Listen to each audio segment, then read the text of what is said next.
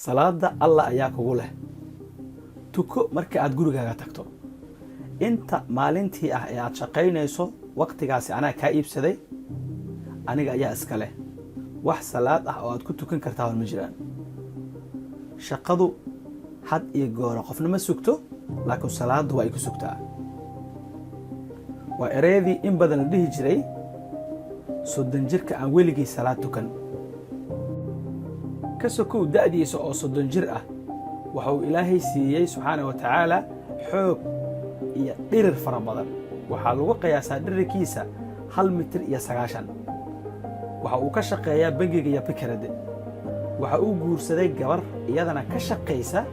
bangi la yiraahdo ziraacad ma lahan wax kayd ah oo u yaalo kaliya waxa ay ku nool yihiin waxa ay soo shaqeystaan 1986 waxa uu had iyo goor maqlaa aadaanka salaada jimcaha oo la leeyahay soo aada masaajidka waxa dhagtiisa ku dhacdo dhawaqa aadaanka isagoo jooga bangiga waxa uu dhowr jeer isku dayay in uu fasax qaato oo uu soo tukado waxa loo diiday arintaasi waxa uu shaqayso macaamilka taagan u shaqay shaqadu kuma sugayso salaada gurigaaga ku dukacaa niyadiisu ma fiicna haddana wuxuu leeyahay haddii aad ka tagto salaadan yaa wax ku siinayo niyadiisu kuma qanacsana inuu salaada iska daayo laakiin haddana ma jirto wax boqolkiiba boqol ku dhiiri gelinaya inuu salaada dukado uu ninka warkiis iska daayo salaada diidayo sanad kadib 1987 wuxuu go'aansaday in xaaskiisu uu ka reebo halkay ka shaqeynaysay gabadhii waxa uu ku yiri walaalay madaxan daboolo ilaahay raali geli isaga tag shaqadan guriga joog aniga ma shaqeynayo way ka aqbashay xijaabkeeda ayay qaadatay bangiga way isaga tagtay maadaama aan la ogolayn gabadh xijaaban bangiga ka shaqeyso xilligaas waxay iska joogtay guriga ruuxa la sugaayo oo inuu shaqeeyo ay tahayna waa isaga reerku waxay dareemayaan xogaa in ilaahay subxaanahu wa tacaala qayb ka mid ah nolosheeda ay raali geliyeen gabadhii maadaama ay xijaabatay iskala daysay shaqada ay ka shaqaysanaysa weliba iyadoo ah xisaabiyaha guud ee bangiga lacagtii ay heli lahayd oo fiicnayd xilligaasina ilaahay dartiisa isaga dhaaftay ninkii hadda isaga ayaa laga rabaa inuu soo shaqeeyo reerkii biilo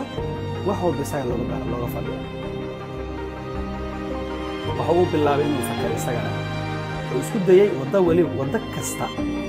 waxa uu isku dayay waddo kasta ee u suuragelinaysa inuu salaada soo tukado bangiga ka shaqeeyo waxa uu dhowr jeer ku laalaabtay maamulihii bangiga si uu fasax uga qaato keliya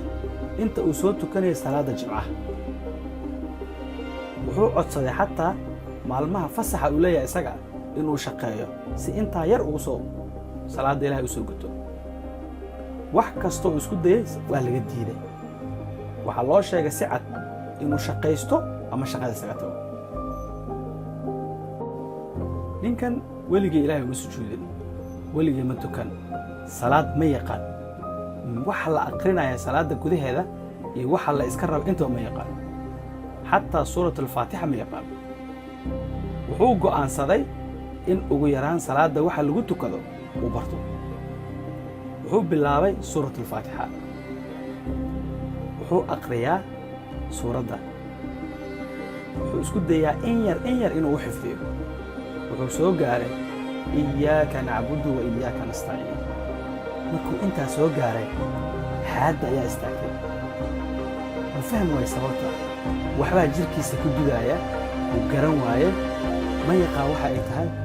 waxa laga wada ma fahansano markuu soo bilaabay iyaaka nacbudu wa iyaaka nastaciin markii la soo gaaro naftiisu si kale noqotaa wuu ku celceliyey markii dambe wuxuu isiraniyaha walbax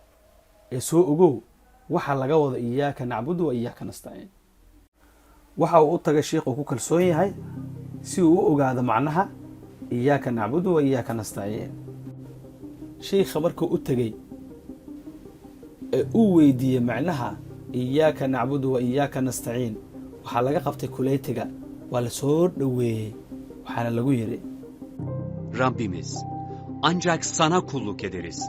ve yalnız senden medet umarız. ilaahow adiga kaliga ayaan ku caabudaynaa ilaahayow kaliga ayaan kaalmo ku weydiisanaynaa markii uu ka soo tegay sheekhii oo loo sheegay micnaha saxda ah ee aayadda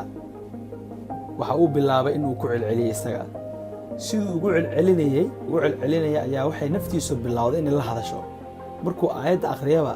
waxaa lagu yidhaahdaa waxaa tahay khaa'in beenaale dembiile jimcihii xigay markii la gaaray waxa uu horay u diyaarsaday uu soo qoray warqaddii uu shaqada kaga tegi lahaa waxa uu yimid bangigii uu ka shaqaynayay waxa uu maqlay aadaankii salaada jimcaha wuu soo dhaqaaqay waxa uu warqaddii u keenay maamulihii bangiga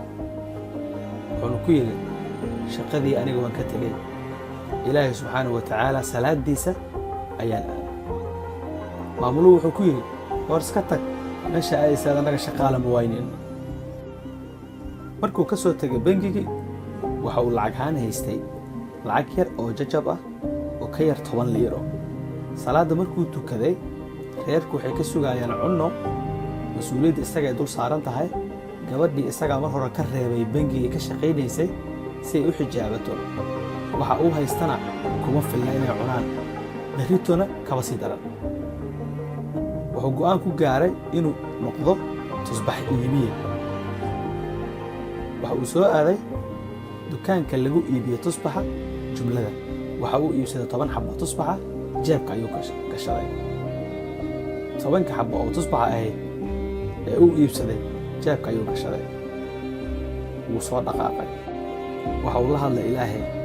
ilaahayow adiga darta ayaan uga soo tegay shaqadii fiicneed ee aan haystay ilaahow darta ayaa xaaskaygii shaqadii wanaagsaneed ee ay haysatayna uga reebay ilaahow inaan adiga ku caabudno ayaa rabnaa iyaaka nacbudu wa iyaaka nastaciin kadib waxa uu isha ku dhuftay nin iibinaya tusbax waxa uu go'aan ku gaaray inta yar uu haysto inuu tusbaxyo ku soo iibiyo sii iibiyo wuxuu soo aaday dukaankii lagu iibinaya tusbaxyada wuxuu ka iibsaday 10 xabbo oo tusbaxa wuu soo qaatay weliba waxa uu ku ritay jeebka wuxuu dareemayaa xishood nin ka shaqaynaya bangiga oo khatar noqday tusbax iibiye waxa uu isha saaray dalxiisayaal wuxuu leeyahay waa inaad la soo baxdaa markan tusbixii jeebka kugu jiray wuu la soo baxay gacanta ayuu gashaday wuxuu waxaa kuu dhimay inaad qayliso maxaad tiraahdaa maxaad samaysaa kadib waxa uu ku yidhi dalxiisayaal haddii aad kan tusbaxani 100 jeer sidaa tiraaho midabkaaga wuxuu isku bedeli doonaa iftiin fara badan haddii aad kun tiraahana ka sii daran dalxiisayaashii waa ay ku soo leexdeen waxayna ka iibsadeen tusbaxyadii u haystay wuu soo iibiyaa wuu sii iibiyaa wuu soo iibiyaa wuu sii iibiyaa habeenkii waxa uu guriga ku laabtay isaga oo haysto lacag ku dhow 100 liiro raashinkiina wata faraxsan salaadana soo tukaday guriga marka uu yimid raashinkiina uu wado uu iridda ka soo galay ee xaaskiisu soo dhaweysay wuxuu ku yidhi iyaaka nacbudu wa iyaaka nastaciin Rabbimiz, ancak sana kulluk ederiz ve yalnız senden medet umarız. qisadii markuu u sheegay xaaskiisa waxa ay siisay iyadana fikir ah in uu samaysto miis yar oo tusbaxyada uu surto uuna ag dhigto masaajidka ugu dhow reerka masaajidka ayuu maalinkii xiga aaday miiskuu iibsaday meeshuu dhigtay tusbax iibinuu bilaabay tusbaxyada siduu u iibinayay ilaahay subxaana wa tacaala wuxuu ku irsaaqay in uu helo oo uu ka faa'iido lacag ka badan tii uu ka faa'idi lahaa bangiga waxa uu iibsaday guri weyn 4 qol ka samaysan garaasho baabuurta la gashada leh gawaari uu iibsaday meel yar oo xadiiqado qurux badan leh ayuu iibsaday haddana wuxuu sii iibsaday guri kale oo apartment ah wiilkiisii weynaa oo guursaday ayuu yidhi halkaa deg kuna noolo mar la weydiiyey intii uu ku jiray tusbax iibinta waxa aadka uga farxiyey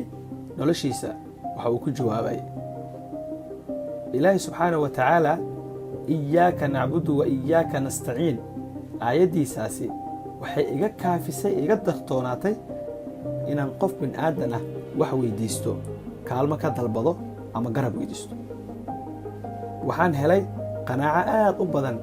kuna kalsoonaaday ilaah subxaanahu wa tacaala. ilaa iyo hadda haddii aan aayadda iyaaka nacbudu wa iyaaka nastaciin akhriyo, xaadda way istaagtaa. maalin maalmaha ka mid a isagoo ku jira nolol maalmeedkiisa caadiga ah ee tusbax iibinta ayaa waxa uu arkay nin dhallinyaro ah oo xooggan oo dalxiiso ah oo meel u dhow taagan. wuu u yeeray, wuxuu ku yidhi hay ii soo dhowow. ninkii ugu yimid waxa uu kula hadlay ingiriis jajab ah. waxa uu ku yidhi war niyow tusbaxan haddii aad iibsato oo aad kun jeer sidaad tiraahdo oo aad ku wardiso, waxaad noqonaysaa nin qurux badan, adduunyo ifaysa hela, farxad badanna ku noolaada. ninku wuxuu ku yidhi okay, isii mid. hal xab buu ka iibsaday. markuu iibsaday wuxuu ku yidhi war niyow maxaan ku akhriyaa bahalkan, muslimiintu maxay yidhaahdaan? markaasaan waxaan ku dhaho yidhi laa ilaaha ila allah, laa ilaaha ila allah, laa ilaaha ila allah. intaasay akhriyaan muslimiinta. wuxuu bilaabay inuu laa ilaaha ila allah wuxuu yidhi micnaheedu waa maxay? waxaan u sheegay micnaha saxda ah ee laa ilaaha ila allah, inuusan jirin alla xaq lagu caabudo alla mooyaane subxaana wa tacaala. kadib waxaan ku yidhi fadlan halkan fadhiiso wax yar iso. wuu cararay, wuxuu soo qaaday kutub qur'aan ah oo ingiliish ku tarjuman. wuxuu kaloo soo qaaday siirada nebiga calayhi salaatu wasalaam oo iyadan ingiliish ku tarjuman. labaduu soo qaaday, wuxuu yidhi waa hadiyada qaado. wuxuu siiyey wiilkii dhallinyarada ee gaalka ahaa. markaas wuxuu ku yidhi kan waa maxay? markaas waxaan ku yidhi qur'aan waaye, waa qur'aankeenna, akhriso ku anfici doonaa. kanna waa maxay? kanna waxaan ku yidhi waa siiradii nabigeenna maxamed sala allahu calayh wasalam. wuxuu ku yidhi kan waxaan ku falaa, kutubka igu filan aan qaadanaya. waxaan ku yidhi qof aan siiradaasi baran ee aan aqoon qur'aan waxba kama fahmaayo. wuu qaatay, wuu iga tegay isagoo faraxsan. 7 ilaa 8 sano kadib qiyaastii ayaa maalin waxay soo dul istaaganoo weli tusbaxyada meesha ku iibinaya nin dhalinyar oo xoog badan, 2 gabdhood oo xijaaban sita, qamiis wata, gar madow oo aad u weyn leh. markaasuu yidhi assalaamu calaykum. wacalaykum assalaam. way garanaysaa aniga? waxaan ku yidhi maya, waa aniga ninkii maalinkaa kuu yimid ee aad tusbax ka iibisay, kutubka qur'aanka ee siirada nebi moxamed sala allahu calayhi wasalamna aad siisan ahay ee maraykanka ahaa. ma xusuusan kartaa? markaasaa waxaan ku yidhi haa waan xusuustaa, ma yarkii baa tahay waagi? haa maasha allah. nin wuxuu yidhi waan soo muslimay alxamdulilah. dalka maraykankana waxaan ka sameeyey joornaal lagu qoro diinta islaamka, dadka loogu faafiyo, dadka say u soo galaan. ilaa iyo hadda waxaan soo muslimiya dad aad u fara badan. laakiin waxaa maanta kuugu imid, waxaan isiri bal ninkii sababta u ahaa inaad soo islaamto u tag, soo fiiri, una mahadceli. maanta waxaan kuugu imid inaan kuu sheego maalinka aad kutubada isiinaysa beddelkeeda haddii aad idhihi lahayd niyuu soo muslim, tusbaxaadina waan kuu celi lahaa, lacagteeda waan kaa qaadan lahaa, sida islaamka u nacmaa darteed. alxamdulilah, waxaa ila dhaqantay si wanaagsan. waxaad i tusisay waddada i gaarsiin lahayd inaan soo muslimo. aad iyo aad u mahadsan tahay. baaraka allahu fiika wajazaaka allahu khayra. markaasaan waxaan ku yidhi niyo ma adigaa wax ogba, iyaaka nacbudu wa iyaaka nastaciin ayaa mas-uulka ah waxaan oo dhan aan haysanno. tusbaxan aan iibinayo, hantida aan haysto. tusbaxlihii waxa uu ka hantiyey tusbaxii uu iibinayey oo dadka ay u haystaan inuu yahay wax yar oo la yaso oo la liido.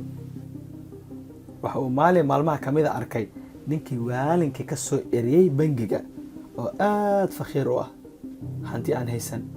wuxuu haysta lahayn, rafaadsan. waxa uu ku yidhi iyaaka nacbudu wa iyaaka nastaciinu baro, iyada ayaa ku kaalmay doontaa.